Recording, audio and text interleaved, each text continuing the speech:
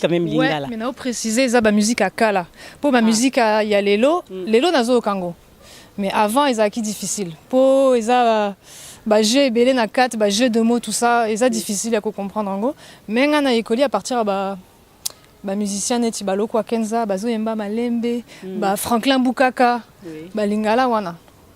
Ok, mais lelo sikoyo ndenge ovandi oyebi kolamba biloko nyonso tu ya mboka na biso ezaka ndeni ni po ovanda vraiment na mobile no olamba biloko mboka na biso. Bon, en vérité ndenge na lobi tout à l'heure na eza Jonanga Liboso.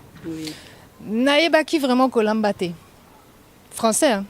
Po Shengai bon, oyebi ba à l'aise à mer, azotikanga calme, c'est pas grave. Ngana boya kinanga ko yekola bon. Naebaki rien. Tana bandi ko yekola na couple nangai na ekolika damage na bino. Damage na biso exemple nini moko zore bolamba. Spécialité nangai za mfumbwa. O bayebi ke mfumbwa ya mundelendel donc dégâts. Après nazolamba nyonso pondu madesu voilà nyonso. Maintenant on lire en okuta na pe na communauté na yo française est-ce que vous rappelez bolepe olambeli pe bango la kisi bango bali. Là neti frère ya nangai ya lingika Oseille Côte de Port Semoule. Azole lango fort. Donc ngai alinga ngai aliam. Balingango fort.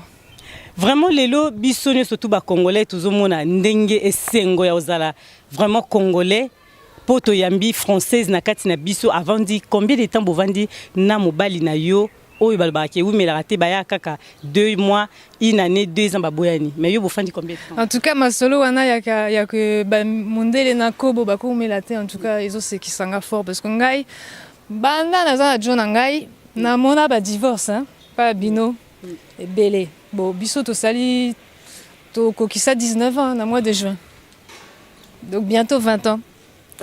Félicitations déjà nga diamano na pesibino parce que ba obalobaka ke mundele na mutu mundu ba fandara te mais lelo obiso to yambi basali 19 ans même ba congolais na congolais so ba balani même 5 ans je pense que zara epenza ebele oyebi sa ba oyo ba bali mindele balobaka to bala mindele ka pona mikanda peut-être oyebi sa bangoni te pona mikanda bon ezali mais en tout cas ils a affaire à bolingo et déjà soko bali mutu il y a ekolo mususu soko zwika mutuye moko au bois si qu'il tire et ko simbate donc ezate que na lingi na bala noir nanga po na lingi noir ngai avant na linga noir na linga déjà culture na voyagea na koma Congo te mais na voyagea na mboka mususu Afrique de l'Ouest tout ça na tomba